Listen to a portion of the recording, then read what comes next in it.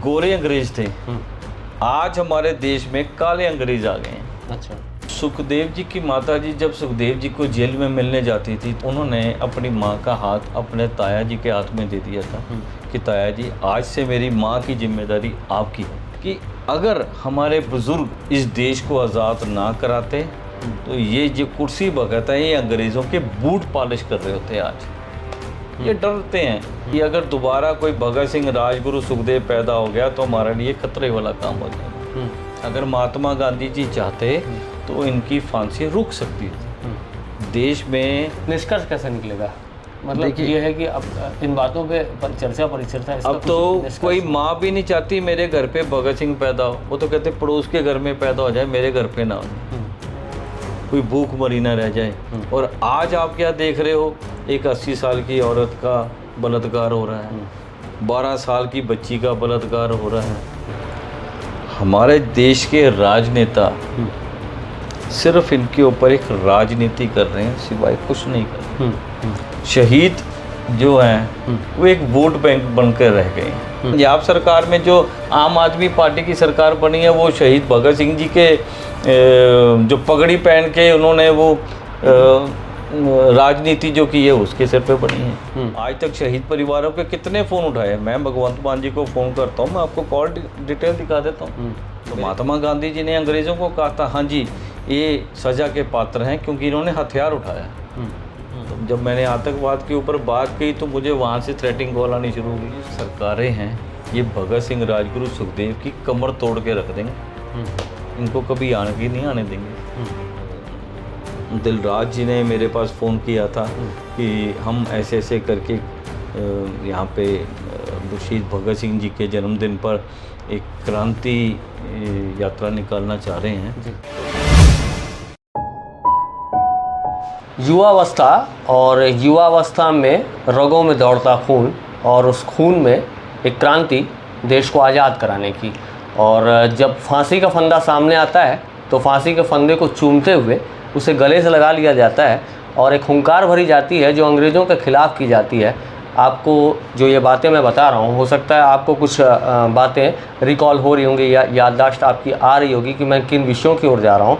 मैं बात कर रहा हूँ कि जो शहीद भगत सिंह साहब थे, सुखदेव साहब थे, राजगुरु साहब थे, उनके परिवार और उन लोगों ने किस तरह से देश की आज़ादी के लिए अपना संघर्ष किया, और इन तीनों महानुभावों ने किस तरह से फांसी के फंदे को चूमते हुए देश के लिए अपना सर्वत्र बलिदान दिया। मेरे साथ में हमारा भी सौभाग्य है कि हम आज उन व्यक्ति के साथ बैठे हैं। विशाल नैयर साहब इनका नाम है और लुधियाना से रहने वाले, और आपको जानकर ये गर्व होगा और हर्ष होगा कि ये सुखदेव जी के नाती हैं। बिल्कुल। तो सबसे बड़ी सौभाग्य की बात के साथ में। और आप कैसे हैं? बहुत बढ़िया जी, मैं बहुत बहुत धन्यवाद करता हूँ केपी न्यूज़ का, तिवारी जी आपका और आपकी टीम का, कि आपने समय निकाला और आए और सुखदेव जी और राजगुरु और भगत सिंह जी की जो जीवन पे आधारित कुछ चर्चाएं करने आप हमारे साथ आए हैं। तो आपके न्यूज़ चैनल का मैं बहुत बहुत धन्यवाद करता हूँ। सबसे पहले आप नाती हैं, तो ये जानना चाहेंगे कि जैसे एक बचपन से हो सकता है उन्हें नहीं देखा होगा जी, काफ़ी समय बाद पैदा हुए होंगे, लेकिन एक पूर्वजों ने जो बताया या फिर जो आप उस वंश से चले आ रहे हैं, तो एक वही रक्त का जो स्वभाव होगा वही क्रांति और जो बातों का समावेश होता होगा। तो कुछ ऐसी वीर गाथाएँ याद आ जाती होंगी जो आपको ऐसा लगता होगा कि मैं ये चीज़ें सामने देख पा रहा हूँ, सुखदेव जी को सामने महसूस कर पा रहा हूँ। तो आपकी कोई यादगार होगी जो आप बचपन से सुनते आ रहे थे, या जो माता पिता या फिर जो आपके और जो पूर्वज हैं उन्होंने जो बताया, वो थोड़ा दर्शकों को बताइए। मैं आपके चैनल के माध्यम से बताना चाहता हूँ कि जब मैं 9वीं 10वीं कक्षा में पढ़ता था तो मेरी मुलाकात सुखदेव जी के भाई मथुरादास थापर जी से कई बार हुई है जी। तो उनसे मैं शहीद सुखदेव जी के बारे में पूछता रहता था, उनका नेचर कैसा था जी, उनका लोगों के साथ मिलने का व्यवहार कैसा था, और भगत सिंह जी के साथ उनका कैसा व्यवहार था, और क्रांति लाने के लिए उन्होंने क्या क्या संघर्ष किए, और परिवार के साथ उनका कैसा नाता रहा, कैसे परिवार के साथ उनके संबंध थे। तो बहुत सारी जानकारियाँ मुझे उनसे मिली। क्योंकि जब मैं छोटा था तो मेरे परिवार वाले सुखदेव जी के घर के लिए संघर्ष करते रहे, क्योंकि वो जो घर था वो हमने पंजाब सरकार को दे दिया और आज पंजाब सरकार उसको देख रही है। पर जो चीज़ वहाँ होनी चाहिए थी, जो हम परिवार वाले चाह रहे थे कि अगर हम सरकार को वो चीज़ दें, वो वहाँ जैसी होनी चाहिए थी वैसी नहीं है। क्या हुआ है उसमें, क्या बदलाव आया है, क्या किया गया है? देखिए, घर तो सरकार ने टेक ओवर कर लिया है। मकान को छुड़ाने के लिए कुछ मोहल्ले वालों ने कुछ किया हुआ था, फिर मैंने भूख हड़ताल पे बैठ के संघर्ष किया कि मतलब सुखदेव जी के घर को छुड़ाने के लिए हम ही ने मकान सरकार को दिया और हम ही उस मकान को छुड़ाने के लिए संघर्ष कर रहे हैं। ये 2010 की बातें मैं कर रहा हूँ, जब 2010 में मैंने संघर्ष करना शुरू किया था। तब से लेकर अब तक सुखदेव जी और भगत सिंह जी और राजगुरु जी के लिए मतलब अभी तक संघर्ष करता आ रहा हूँ। आपको ऐसा लगता है कि जैसे मैं और भी स्टोरीज़ और आपकी जो अभी जो बातें आप बता रहे हैं उस तरह की बातों पे और आऊँगा, आपको ऐसा लगता है कि जो वीर थे जिन्होंने अपने सर पे कफन बांध दिया और अंग्रेज़ों के खिलाफ एक योद्धा बन के सामने खड़े हुए और देश की आज़ादी के लिए अपने सर्वत्र बलिदान दिया, क्या आपको ऐसा लगता है कि वो बलिदान की आज जो एक्चुअल में जो वैल्यूज़ हैं या उनको जो पूछ परख है, जैसे आप अपना दर्द पहले ही मेरे सवाल पे दर्द आपके छलक के आया है, तो क्या आपको लगता है वैल्यूज़ कहीं ना कहीं गिरें? क्योंकि हम भी ये चीज़ों को, हम पत्रकार हैं, हम भी इन चीज़ों को महसूस करते हैं कि जैसे जब दिवस होता है उनका जो जन्म दिवस होता है या देहावसान दिवस होता है, उसी दिन बस मालाएं पहनाई जाती हैं और उस दिन कुछ न्यूज़ चैनल्स उनके बारे में, उनके विषयों में, उनकी वीर गाथाओं को बता पाते हैं। बाकी समय कुछ ऐसा कुछ विशेष लोगों को ना ध्यान रहता है, ना याद रहता है, ना मीडिया, हमारे जैसा मीडिया कुछ बताना भी चाहता है। देखिए, ऐसा कि शहीद जो हैं वो सिर्फ फूल मालाएं अर्पित करने के लिए सिर्फ वहाँ तक सीमित रह गए हैं। हमारे देश के राजनेता सिर्फ इनके ऊपर एक राजनीति कर रहे हैं, सिवाय कुछ नहीं कर रहे। शहीद जो हैं वो एक वोट बैंक बनकर रह गए हैं। देखिए, साल के 365 दिन हैं, जिसमें से शहीद सुखदेव जी का, भगत सिंह जी का, राजगुरु जी का जन्मदिन आता है जी, ठीक है, 3 दिन ये निकल गए, एक शहीदी दिवस निकल गया। 365 में से अगर 4 दिन निकाल दे 361 दिन रह गए। तो 361 दिन क्यों नहीं इनको डेली याद करते हैं? सिर्फ 4 दिन क्यों याद किया जाता है? जी, सिर्फ वोट बैंक की राजनीति के लिए इनको यूज किया जाता है और कुछ इनका महत्व नहीं है। आज तक इनको शहीद का दर्जा नहीं दिया गया जी। ठीक है ना जी। आप किसी भी राज्य में चले जाओ, मैं ये नहीं कह रहा कि मैं आज इस जगह पे आऊँ, इस राज्य की, मैं हर राज्य की बात कर रहा हूँ। आप कहीं भी चले जाओ, हमारे पंजाब सरकार में जो आम आदमी पार्टी की सरकार बनी है, वो शहीद भगत सिंह जी के जो पगड़ी पहन के उन्होंने वो राजनीति जो की है उसके सिर पे बनी है। काम तो कुछ शहीदों वाला है नहीं है। आज तक शहीद परिवारों के कितने फ़ोन उठाए? मैं भगवंत मान जी को फ़ोन करता हूँ, मैं आपको कॉल डिटेल दिखा देता हूँ, मेरे पास उनका पर्सनल नंबर है, वो फ़ोन ही नहीं उठाते। अच्छा जी। और फिर जब उन्हें काम पड़ता है तब राजनीति, तब आपको कहीं से भी खोज लेते हैं, कहीं से भी खोज। क्या परिवार वाले हैं? देखिए, आइए हमारे समर्थन में खड़े होकर जरा तिरंगा लहरा दीजिए। आप ये देखिए, गोरे अंग्रेज थे, आज हमारे देश में काले अंग्रेज आ गए हैं। अच्छा। ये कुर्सी भगत है, देश भगत नहीं है। इसका बदलाव कैसे हो सकता है? क्या जो सोचने वाली जो जनता है, मैं वो भी सोच नहीं पा रही है? मैं वही आपको बताना चाह रहा था कि गोरे अंग्रेज तो चले गए, आज हमारे मुल्क में काले अंग्रेज आ गए हैं। ये देश भगत नहीं, ये कुर्सी भगत है। कुर्सी भगत। और मैं इनको बताना चाहता हूँ, जो ये कुर्सी भगत हैं, कि अगर हमारे बुज़ुर्ग इस देश को आज़ाद ना कराते तो ये जो कुर्सी भगत है, ये अंग्रेज़ों के बूट पॉलिश कर रहे होते आज। उनको सही कह रहे हैं। आज तक इनको आतंकवादी बताया गया है जी। बताओ, आतंकवादी मतलब कैसे हुए जी? माथे पे लगा हुआ दाग है, वो अब तक किसी ने धोने की कोशिश नहीं, सिर्फ राजनीति कर रहे हैं जी। इनकी आज तक फाइलें क्यों नहीं मंगाई गई? सरकार चाहे तो बहुत कुछ कर सकती है, पर नहीं करना इन्होंने। आप देखो शहीद परिवारों को ना तो जो मान सम्मान सरकार को देना चाहिए वो नहीं मिलता। देखो ना तो इन्होंने आज तक कोई इनको जैसे अवार्ड देते हैं, जैसे राष्ट्रपति जी के यहाँ से मिलता है, प्रधानमंत्री कार्यालय जी से मिलता है, भारत रत्न मिलता है, आज तक कभी किसी शहीद परिवार को दिया नहीं। सचिन तेंदुलकर की हमारे देश में क्या उसका संघर्ष रहा है देश की आज़ादी के लिए, उसको राज्यसभा में भेज दिया। रेखा जी का जो फिल्म एक्टर है उसने आज तक ज़िंदगी में देश के संघर्ष में क्या योगदान डाला, उसको राज्यसभा में भेज दिया। इनको चाहिए संगीतकार, इनको चाहिए कलाकार, इनको देशभक्त थोड़ी ना चाहिए। क्यों देशभक्तों को राज्यसभा में विधानसभा में क्यों नहीं भेजते? ये डरते हैं कि अगर दोबारा कोई भगत सिंह, राजगुरु, सुखदेव पैदा हो गया तो हमारे लिए खतरे वाला काम हो जाएगा। अस्तित्व और कुर्सी गिर जाएगी, कुर्सी कोई खींच कर चला जाएगा, या कुर्सी के नीचे से कोई पायदान काट देगा। महात्मा गांधी जी ने भी तो यही इतिहास रचा है। वो कहते चरखे से आज़ादी मिली, चरखे से आज़ादी मिली होती तो भगत सिंह, राजगुरु, सुखदेव को फांसी क्यों हुई? अगर महात्मा गांधी जी चाहते तो इनकी फांसी रुक सकती थी। देखिए भगत सिंह, राजगुरु, सुखदेव जी ने देश के लिए अपनी कुर्बानी दी। अगर हथियार भी उठाया तो अपने देश को आज़ाद कराने के लिए था। तो इसमें आतंकवादी कहाँ से आ गए? तो महात्मा गांधी जी ने अंग्रेज़ों को कहा था हाँ जी ये सज़ा के पात्र हैं क्योंकि इन्होंने हथियार उठाया। तो एक जो भीड़ है उस समय, जो क्रांति के समय में जो महात्मा गांधी जी के साथ जुड़ती थी, जो अहिंसा के नाम से दांडी यात्रा में उनके साथ रहती थी, तो वो उनके मन मस्तिष्क पे क्या प्रभाव ऐसा आ जाता था? देखिए उनको, मुझे ऐसा लगता है कि उनको जो अपना गांधी परिवार है उसको आगे बढ़ाने के लिए उन्होंने इनकी कुर्बानी ले ली।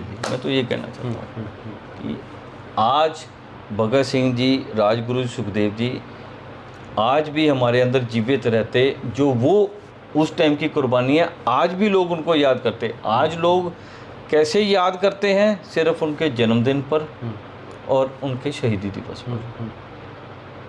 अच्छा, एक मतलब एक गंभीर सवाल है जो बहुत से लोग जानना चाहते हैं। अंतिम पलों में जब फांसी का फंदा सामने था और फांसी के फंदे को चूमने की एक ज़रा हुई थी, कोशिश हुई थी, उस वक्त क्या बातें हुई थी वहाँ? क्या चल रहा था? क्या कहा जा रहा था?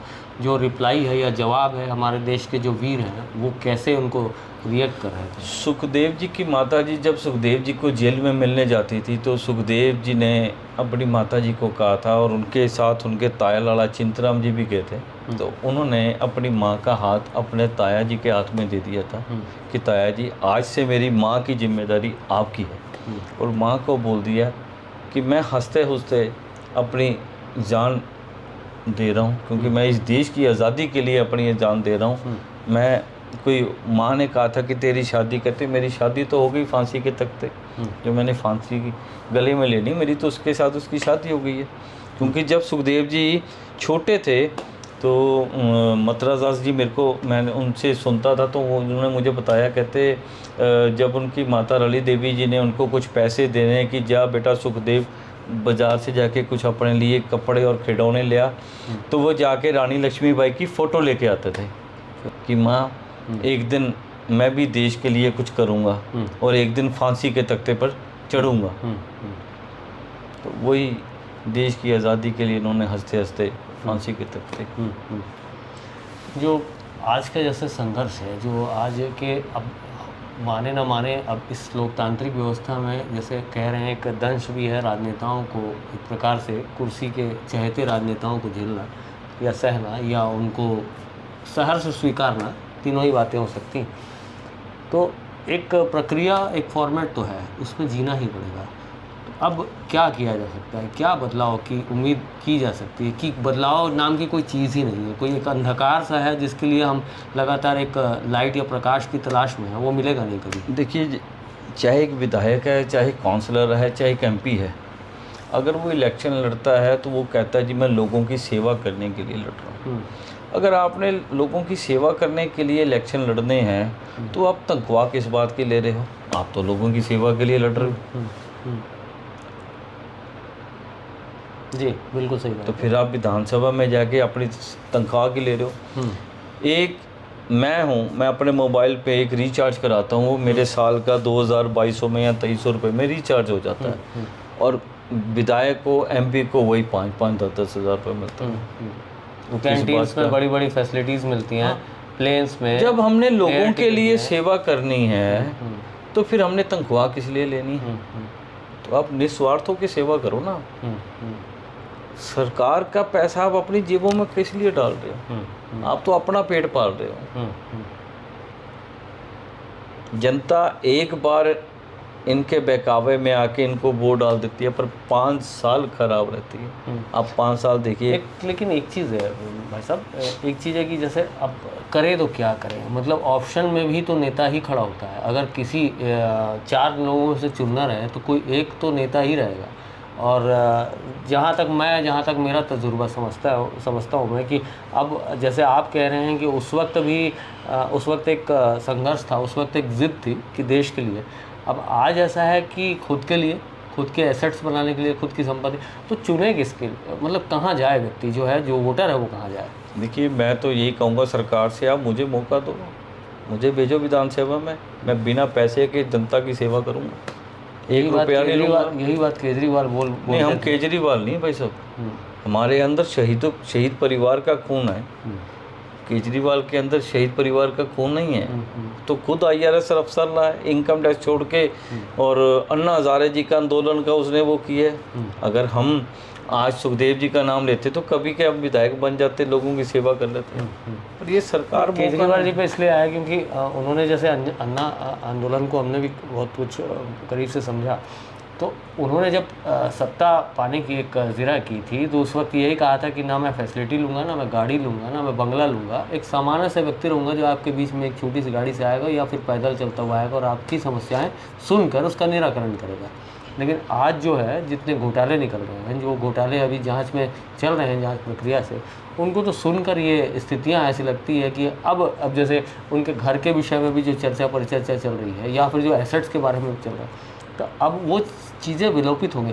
तो अब ये है कि जनता ना विश्वास करना थोड़ा सा कम कर चुकी है कि कोई भी व्यक्ति नए सिरे से कुछ कहे, नए क्रांतिकारी विचारधाराओं को भी लाए, अब जल्दी से भरोसा नहीं होता। उसके लिए क्या किया? मैं तो यही चाहता हूँ कि क्रांतिकारी परिवारों को आगे लाया जाए, ताकि समाज को, लोगों को पता चले कि जो ये हमारे अंदर जो ये गंदे राजनीतिक लोग आ गए हैं, जो जड़ें जो ये ख़राब करते जा रहे हैं राजनीति की। जो पहले की राजनीति थी वो देखो कितनी अच्छी थी, लोग एक दूसरे को पसंद करते थे, एक दूसरे के साथ। और आज की राजनीति देखो, अगर मैं मान लो अगर पंजाब की बात ही करता हूँ, आज एक बंदा BJP छोड़ के अकाली दल में चला गया, उसके पीछे ED की रेड डलवा दी।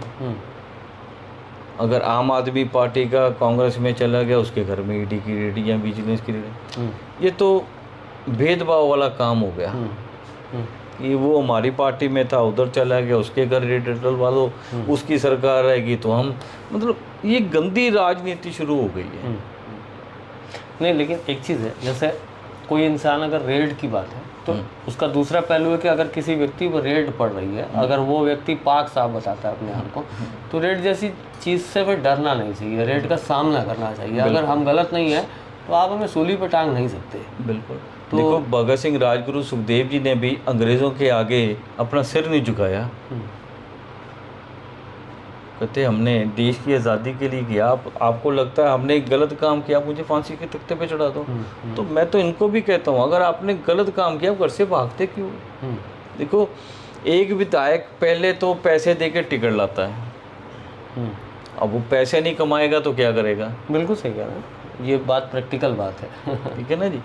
तो वो कहाँ से पैसा लाएगा? देखो, MLA जो थाने का मुखिया, वो अपने मनपसंद का लाता है, फिर DSP अपने मनपसंद का लाता है, फिर SP आता है, फिर उसके बाद मंत्री लगता है, तो मंत्री के बाद पुलिस कमिश्नर मंत्री के मनपसंद का लगता है, ये सब बंद होने चाहिए।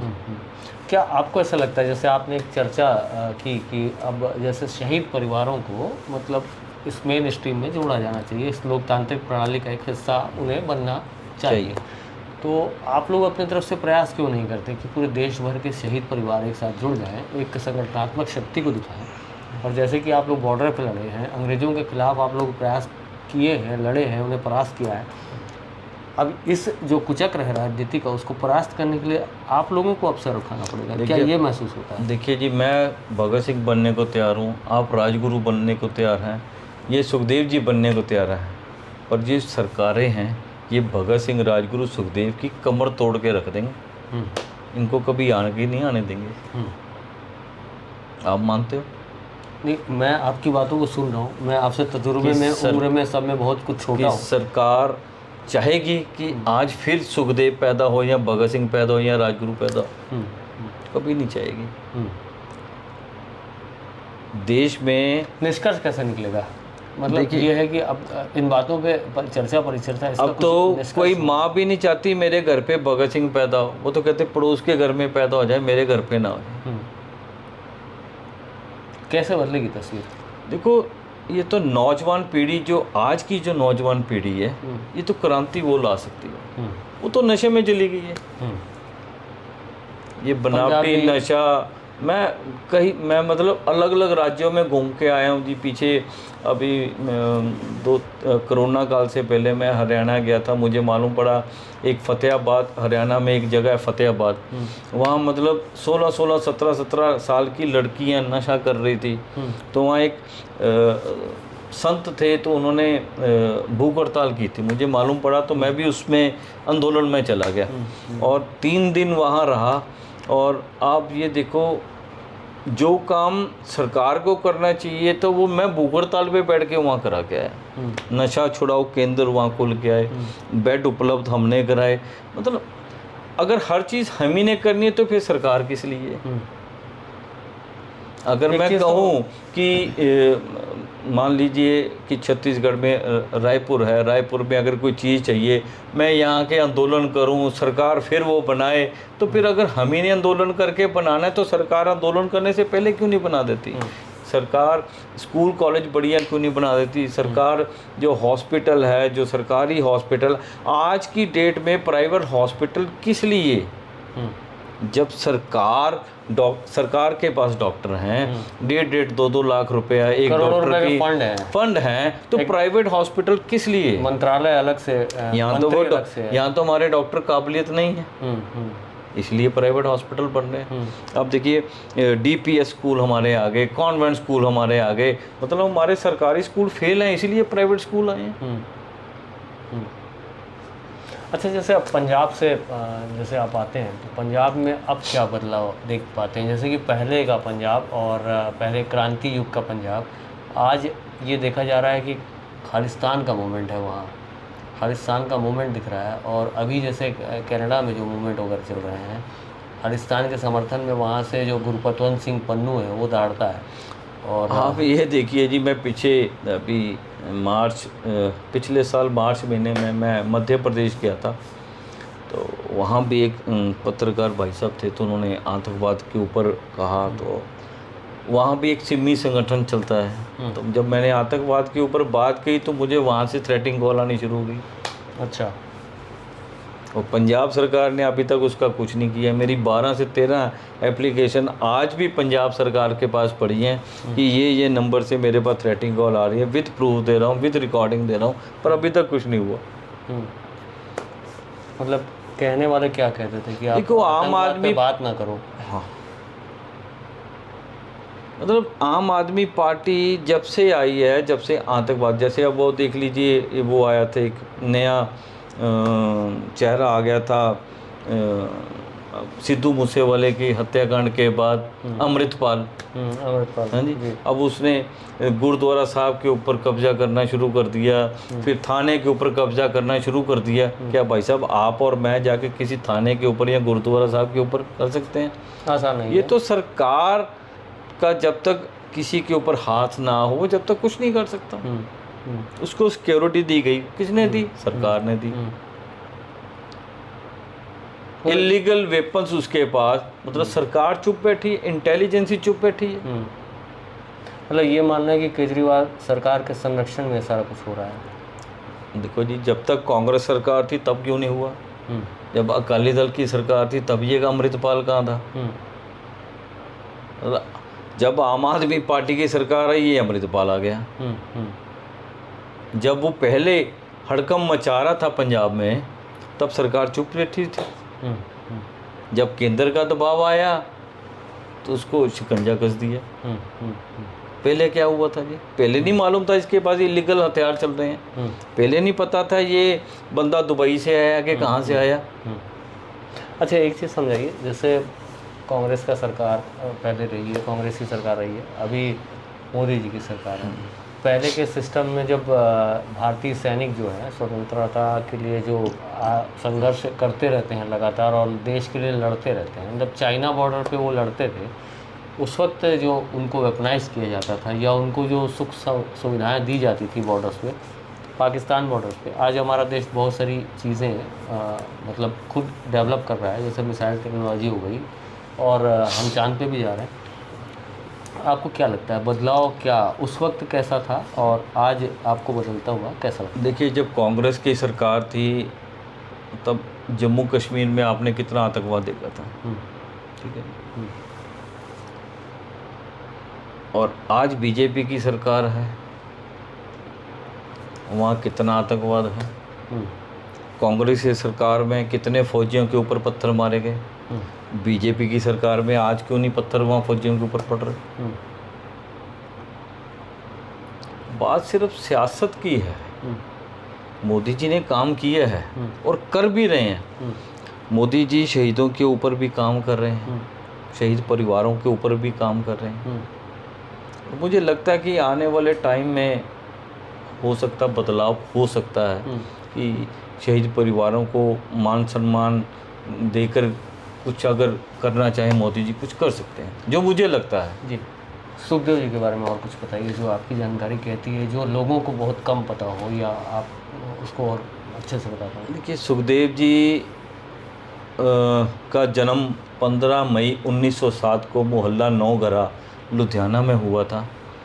और सुखदेव जी 3 साल के थे जब उनके पिताजी की मृत्यु हो गई, तो अपनी माता रली देवी जी के साथ वो अपने ताया लाला चिंतराम जी के पास पाकिस्तान लैलपुर चले गए थे। लाला चिंतराम जी की अड़द की दुकान थी पाकिस्तान लैलपुर में।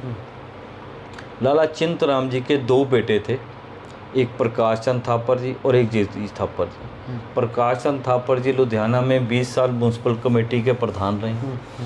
जगदीश थापर जी जब देश आज़ाद हुआ 1947 के बाद, जब पंजाब आए तो उन्होंने पंजाब की सैनिटेशन डिपार्टमेंट में नौकरी की। जो प्रकाश जी थे, प्रकाश जी की जो बेटी है वो मेरी माता जी हैं। मतराजा थापर जी की कोई औलाद नहीं थी, तो उन्होंने अपनी जो दत्तक पुत्री बोलते उनको गोद लिया हुआ था।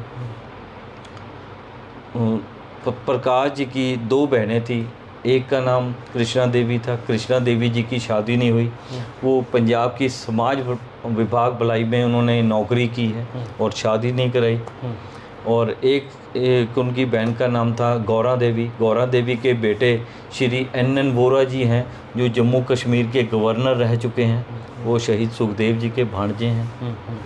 मतलब परिवार ने तो हमारे शुरू से ही संघर्ष किया है। जो मेरे नाना जी थे प्रकाश चंद थापर जी, उन्होंने बहुत ज़्यादा गरीबी देखी है परिवार में। जब वो खुद प्रधान भी थे तो उन्होंने, अगर कोई व्यक्ति आ जाता कि मेरे पास प्रकाश जी आज घर पे आटा डालने के पैसे नहीं हैं, अभी मेरे पास 10 दिन में आ जाएंगे, तो अगर उनकी जेब में 5 रुपये भी होते थे, वो 5 अपने घर ले जाने की बजाय वो लोगों की सेवा में लगाते थे। मतलब खुद के बच्चे भूखे रहते थे पर दूसरे के बच्चों को भूखा नहीं रहने देते थे। जैसे सुखदेव जी करते थे कि जब सुखदेव जी स्कूल से कॉलेज गए, कॉलेज से उन्होंने क्या देखा कि जैसे अब एक स्ट्रीट लाइट चल रही है, स्ट्रीट लाइट के नीचे अगर कोई बच्चा पढ़ रहा है तो सुखदेव जी उसको पढ़ाने लग जाते थे। उनकी सोच ये थी कि अगर मैं देश को आज़ाद कराऊं, कोई बच्चा अनपढ़ ना रह जाए। कोई भूख मरी ना रह जाए। और आज आप क्या देख रहे हो, एक 80 साल की औरत का बलात्कार हो रहा है, 12 साल की बच्ची का बलात्कार हो रहा है। कि ये समझना चाहेंगे कि जैसे जिन देशों में सैन्य शासन रहता है वहाँ पर ये कहा जाता है कि जो भी शासक है वो तानाशाह है।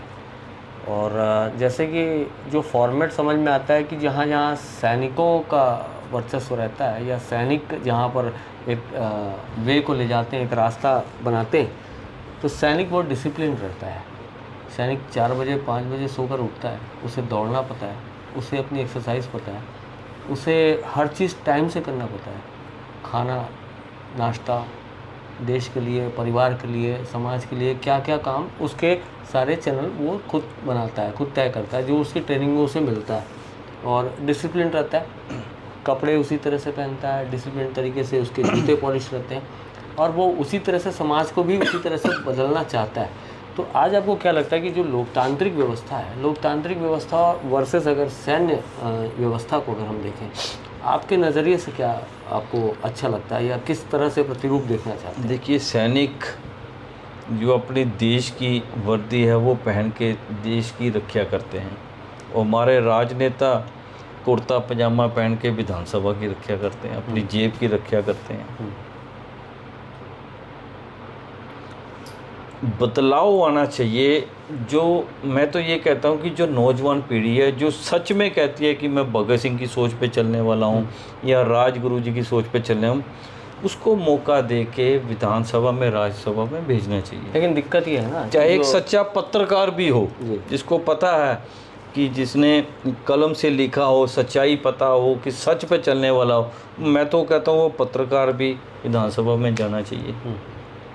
एक इसका एक दिक्कत ये है कि जो आज का जो युवा है वो पढ़ने के बाद में ज़्यादा देश और समाज के बारे में तो बाद में सोचता है। पहले ये सोचता है कि मैं किसी राजनीतिक संगठन का एक हिस्सा बन जाऊं। कोई युवा विंग से किसी भारतीय जनता पार्टी से जुड़ जाता है, कोई कांग्रेस से जुड़ जाता है, कोई आम आदमी पार्टी से, कोई अन्य बहुत सारे राजनीतिक दल हैं जिनको युवा विंग की आवश्यकता होती है। सारे विंग्स में युवा हैं। तो इस तरह से अगर युवाओं का राजनीतिक बंटवारा हो जाएगा, अब जब मान लीजिए मैं किसी पार्टी को बिलोंग करता हूँ, उस पार्टी का एजेंडा कुछ और चलता है, और मैं अगर देशभक्ति ज़्यादा दिखाने लग जाऊँ तो मुझे मेरे पद से निकाल दिया जाएगा। तो जब इस तरह के बंटवारे हो जाएंगे तो युवा आखिर जाए कैसे? मतलब जो सामूहिक, जो कंस्ट्रक्टिव लाइन होनी चाहिए वो कहाँ है? वो देखिए, कहाँ मिसिंग है? देखिए, मैं तो ये कहता हूँ कि जैसे इलेक्शन 5 साल बाद होते हैं, अब एक थाने का प्रभारी है जिसको हम SHO दरोगा बोलते हैं, कि अगर वो देखते हैं कि उसकी बदली अगर 3 महीने बाद, 6 महीने बाद कर देते हैं, यहाँ से बदल के दूसरी तरफ कर दिया, तो क्या एक MLA की क्यों नहीं हो सकती? मतलब मैं ये समझना चाह रहा हूँ कि क्या युवाओं को राजनीति से मुंह मोड़ना चाहिए? क्या जैसे छात्र संगठन तब से बनने शुरू हो जाते हैं जब स्कूल पढ़ता है, जो लड़का है स्कूल पढ़ता है या लड़की है स्कूल पढ़ती है, उसके बाद वो कॉलेज जाती है, तो कोई छात्र संगठन से स्कूली लेवल पे बन जाता है नेता, कोई कॉलेज लेवल पे बन जाता है। तो क्या शिक्षा से जब वो पढ़ाई लिखाई कर रहे हों उस वक्त राजनीतिकरण का जो एक माहौल वहाँ घुस कर कॉलेजों में अपने लिए सदस्यता अभियान चलाता है, क्या इन चीज़ों को रोका जाना चाहिए? देखिए, जैसे आप कह रहे हैं कि जैसे कॉलेज में, स्कूल में, जैसे आजकल पीछे इलेक्शन भी हुए थे, हमारे NSUI के होते हैं, SOI के होते हैं। देखिए, नौजवान पीढ़ी अगर नहीं आगे बढ़ेगी तो बदलाव कैसे होगा? पर जब वो आके उसी षड्यंत्र में आके वो भी उस चक्की में पिस जाते हैं, तो हमारा देश का बदलाव होना कहाँ से है?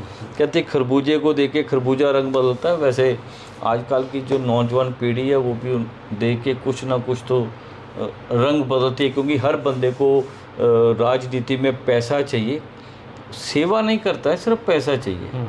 जो आज की राजनीति है वो सिर्फ पैसे की है।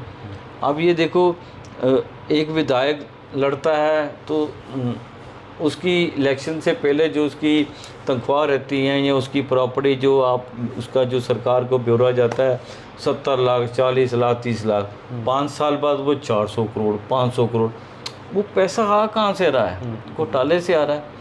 अगर वो पैसा, अगर सरकार के पास विजिलेंस टीम है, इंटेलिजेंसी है, तो वो क्यों नहीं इसके ऊपर जाके बिठा देती कमेटी? उनको 5 साल बाद क्यों याद आता है कि इसने तो घोटाला किया था? 5 साल बाद वो क्यों होना है? वो हर महीने क्यों नहीं ऑडिट होता? सरकार की ऑडिट टीम है, सब कुछ है, वो क्यों नहीं होता? इनको 5 साल बाद जाके क्यों याद आता है? मैं तो ये कहना चाहता हूँ सरकार को, आपके पास इतना तामझाम है, आपके पास इंटेलिजेंसी है, CID को पैसा दे रहे हो, वो किस लिए दे रहे हो? या तो छोड़ दो, ये पैनल ही छोड़ दो आप। जब आपने काम ही 5 साल बाद करना है तो उनको अपॉइंट करो, काम कराओ, तो उसके बाद छोड़ दो। अच्छा, सीरियस टॉपिक हो गए, अब आपको ये बताइए भिलाई कितने बनाए? मैं पहले आ चुका हूँ छत्तीसगढ़ में, पर मैं रायपुर आ चुका हूँ कोरोना काल से पहले मैं।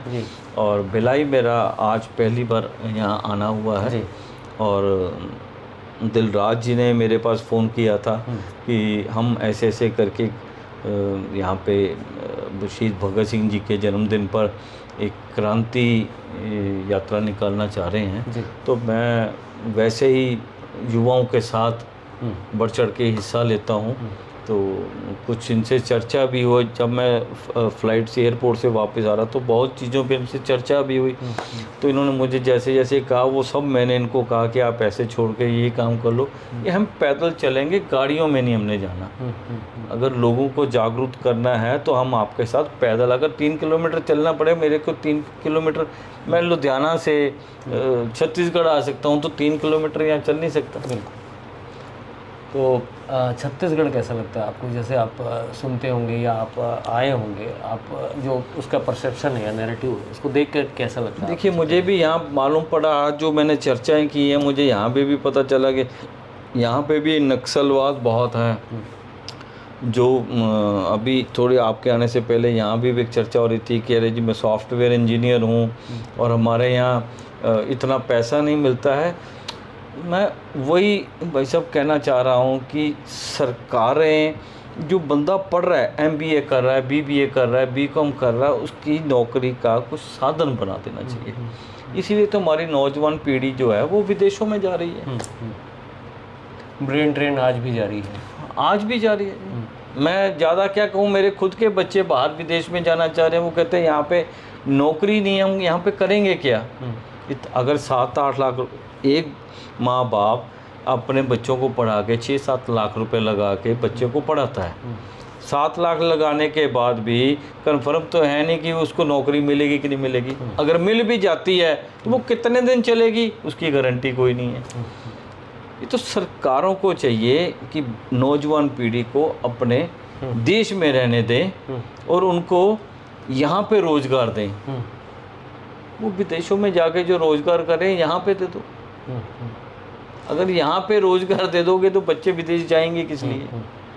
तो विशाल नैयर साहब हैं, बहुत गंभीर व्यक्ति, और आपने इनकी बातों को सुना और काफ़ी कुछ गंभीर हम लोगों ने चर्चा की। और हम लोगों का सौभाग्य, मैं तो आपसे उम्र में और तजुर्बे में बहुत कुछ छोटा हूँ, और आपसे बात करूँ, आपका इंटरव्यू लूँ, आपसे सवाल जवाब करूँ, इसके लिए मेरा सौभाग्य है। और यहाँ आप भिलाई में आए हैं, और जाहिर सी बात है भिलाई स्टील सिटी कहलाता है। ये जो भिलाई है, यहाँ से स्टील जो है उसकी एक बोलना चाहिए खनक जो है विदेशों तक जाती है।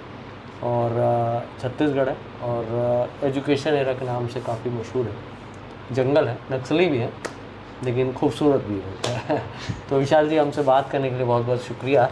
और देश के लिए और प्रगति के लिए और देश के उत्थान के लिए आप ऐसी ही सोच रखे रहें, और ऐसे ही युवाओं को मार्गदर्शन देते रहें। भले ज़रिया हम बन जाएं, या आप खुद की आवाज़ भी लगा दें और हम भी ज़रिया बन जाएं, हम आपको मीडिया में इस तरह से आपकी बातों को। देखिए, सबसे अहम रोल अगर हमारे देश में है वो है मीडिया, क्योंकि आप लोगों की बदौलत ही जो है, चाहे वो सरकार की आवाज़ है, चाहे आम इंसान की है, चाहे एक गरीब इंसान की है, क्योंकि आपकी बदौलत ही आवाज़ सरकार तक और केंद्र सरकार तक पहुंचती है, और आपके माध्यम से ही वो सब काम चलते हैं। मैं तो यही कहूँगा कि सरकार तक जो आप जो सच की आवाज़ है वो सरकार तक पहुंचाओ। आजकल लेकिन कुछ लोग ये भी कहने लग गए, कोई गोदी मीडिया बोलने लग गया, कोई चमचा मीडिया बोलने लग गया।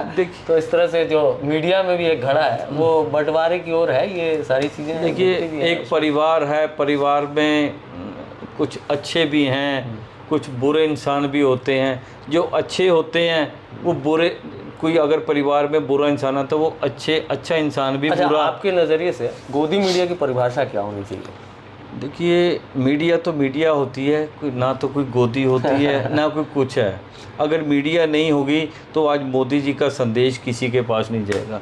अगर मीडिया नहीं होगी तो गरीब की आवाज़ सरकार तक कैसे पहुंचेगी कि गरीब आदमी के साथ धक्का हो रहा है। देखो, मैं ये नहीं कहता कि मीडिया सबके साथ चलती है। मीडिया मेरे जैसे आम आदमी को ज़मीन से आसमान तक पहुंचा देती है। मैं ये नहीं कहता कि नहीं पहुंचाती, वो आपके माध्यम से ही चलता है।